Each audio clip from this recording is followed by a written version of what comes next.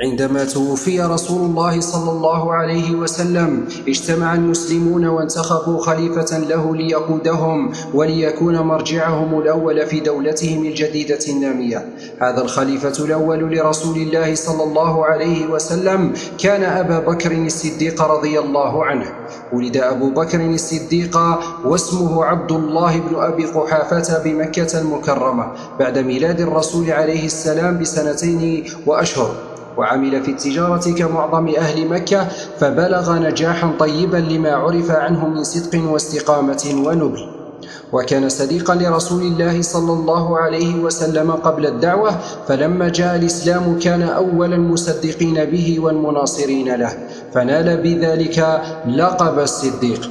وقام النبي يجاهد في تبليغ رسالته ويتحمل في سبيل ذلك الأذى والمشقة من قريش، وأبو بكر يسانده ويقف إلى جانبه مقدما نفسه وماله لهذه الدعوة التي آمن بها، وعملا بقوله تعالى: إن الله اشترى من المؤمنين أنفسهم وأموالهم بأن لهم الجنة.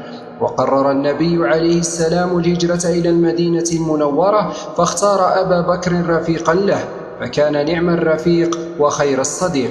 ولما استقرت الخلافة له سنة 11 هجرية قال: أيها الناس، قد وليت عليكم ولست بخيركم، فإن أحسنت فأعينوني وإن أسأت فقوموني. القوي فيكم ضعيف عندي حتى آخذ منه الحق، والضعيف فيكم قوي عندي حتى آخذ له الحق.